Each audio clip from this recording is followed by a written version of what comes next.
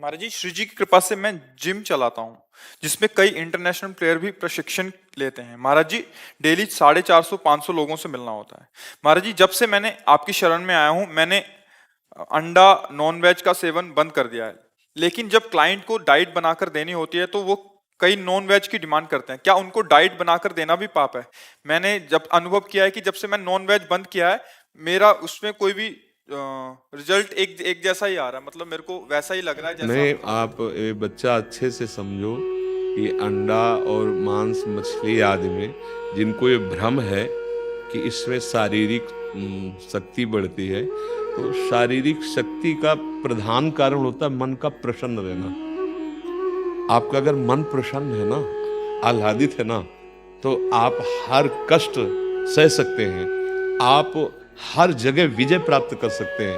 ये आसुरी भोजन, मांस मछली अंडा खाने से कोई शरीर का बलवान थोड़ा सा तुम्हें मोटा दिखाई दे सकता है, लेकिन वो आत्मबलहीन होगा। और बल होता है आत्मबल। शरीर बल ज्यादा काम नहीं करता है, आत्मबल काम करता है। देखो, पूर्व के ऋषि मुनि थे, हड्डी हड्डी शरीर में थी, और जहां खड़े हो जाते तो बड़े बड़े चक्रवर्ती सम्राट कांपते थे, क्योंकि आत्मबल संपन्न थे। और सबसे बढ़िया बात तुम्हें बताएं, तुम जो नमक रोटी खाओगे और ब्रह्मचर्य वीर की रक्षा करोगे, उससे बढ़कर कोई बल नहीं होता। ब्रह्मचर्य सबसे बड़ा महाबल होता है। अगर तुम मांस मछली खा रहे हो, ब्रह्मचर्य छीन कर रहे हो, थोड़ा तुम पाउडर वाउडर खा के वो को जो ये मांस कितने दिन चलेगा बच्चा शरीर? रोग तो आएंगे ही ना, मृत्यु तो आएगी ही ना, तो ये पापाचरण से फायदा क्या होगा? तो हम तो पहले तो तुम्हें धन्यवाद देते हैं कि आपने हमारी बात मानकर ये गंदे आहार त्यागे, और ये बना के बिल्कुल देने की जरूरत नहीं है ऐसा कि आप इतने, हाँ, अच्छे जो स्वास्थ्यवर्धक और भी बहुत सी खान पान सामग्री है उनका प्रयोग कर लीजिए। दूसरे जीवों का मांस खाना, ये राक्षस, अगर राक्षस है तो हम कुछ कह नहीं सकते, बकाया मनुष्य के लिए तो ऐसा नहीं है।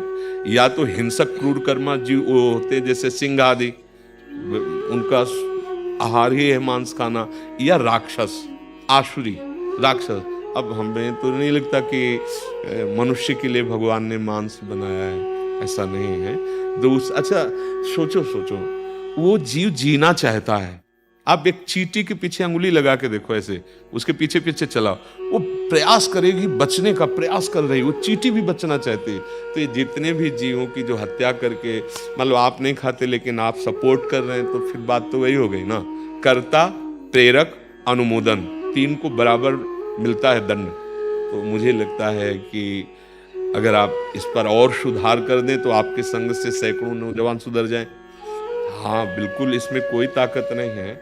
बिल्कुल जो ब्रह्मचर्य में ताकत है, जो अपने शुद्ध खान पान संयम नियम से, वो इनमें नहीं है, वो राक्षसी आहार है उसमें। अब हम कैसे बताएं, पता नहीं कैसे बुद्धियां मतलब भ्रष्ट होती चली जा रही हैं। अब देखो, वो अंडा के अंदर क्या होता है, कितना लिबलिबे सब ऐसे, कैसे कैसे, कौन सा तुम भाई इतने बहुत बलशाली हो जाओगे क्या? हम सत्य मार्ग पे चले, अच्छा आहार करें, गुरुजनों की सेवा करें, तो हमारे जो अंदर आत्मबल आएगा, उत्साह आएगा, वो काम करेगा कि ये निर्बल जीवों को मार के खाने से कोई क्या प्राप्त कर लोगे? क्या प्राप्त कर लोगे? कितना शरीर सजाओगे? एक दिन तो मरे गए, शरीर नष्ट होगा, तो पाप कर्म का है को कमा के करें। हम इसलिए कहते हैं नमक रोटी खाओ, संयम से रहो, दूसरों की सेवा करो, भगवान का नाम जप करो, और ये मत सोचना कि अर्थ प्रधान जीवन होना चाहिए। अर्थ खुद तुम्हारे चरण चूमेगा। यदि हरि का आश्रय ले लिया ना, तो लक्ष्मी जी वहीं है, हरि चरणों में। तो ये गंदे आचरणों का बढ़ावा देना तो ठीक नहीं है कि मांस मछली ये सब खा पी के भाई जिम में, ऐसा नहीं है। हाँ, बल जो है आत्मबल है, भगवान नाम बल है, भगवद आश्रय बल है। ऐसा कोई मांस खाने वाला अभी तक नहीं हुआ जितना भक्तों में बल देखा गया। किसी में भी काम को परास्त करके दिखा दे कोई भी मांस खाने वाला। काम जो है, कोई कितना भी बलवान हो, चाहे रावण जैसा क्यों न हो, कोई भी हो, अगर किसी ने परास्त किया है तो नाम जापक ने परास्त किया है, सत्य मार्ग में चलने वाला। हाँ, दूसरे को काट सकते हो, लेकिन क्रोध को हजम करके दिखाओ। तुम्हारे अंदर क्रोध आ रहा है, अब उसको आप हजम करके दिखाओ, उसको शांत कर दो, अभिमान को आप शांत कर दो। ये है महाबल। ये अच्छे आचरण से आते हैं, भगवत भजन से आते हैं। हमारी प्रार्थना है आप कभी झुकना इस बात के लिए नहीं झुकना कि अगर हम ऐसे अलाउ नहीं करेंगे तो हमारी जिम बंद हो जाएगी, फिर हमें कैसे पैसे मिलेंगे। अनंत ब्रह्मांडों का स्वामी भगवान तुम्हें देख रहा है। हाँ, वो विश्व का भरण पोषण करता है। सत्य में चलने पे थोड़ा समय ऐसा लगेगा कि मैं दुखी हो रहा हूँ, मैं परास्त हो रहा हूँ, पर आगे क्रॉस करके जाइए, परमानंद है, आगे महासुख है। हाँ, देखो भगवान के भजन करने वाले एक से एक राजा महाराजा भी हुए हैं, चक्रवर्ती सम्राट भी हुए हैं। ऐसा कोई न सोचे कि भगवान का भजन करने वाला गरीब होता है, अधर्माचरण करे सोई धन प्राप्त होते हैं। ऐसा अधर्माचरण करने वाला 4 दिन का धनी दिखाई देगा, पर वो फ्यूज हो जाएगा। जैसे हाइलोजन है ना, अपनी ताकत से ज्यादा तो जानो फ्यूज होना चाहता है, वो फ्यूज हो जाएगा। अधर्माचरण करने वाला कभी सुखी नहीं होता, पक्का। आखिरकार लौट के तुम्हें आना तो पड़ेगा भगवान की शरण में ही। कितने दिन तुम्हारा शरीर तुम्हारा साथ देगा, कितने दिन तुम जवान रहोगे, कितने दिन तुम यश कीर्ति के लिए लड़ोगे। मृत्यु तो तुम्हारा इंतजार करे, उसको कोई बहादुर परास्त करता है भगवान का भजन करने वाला नहीं। ऐसा कोई पैदा मृत्यु को परास्त करके दिखावे। सत्य मार्ग में चलना है।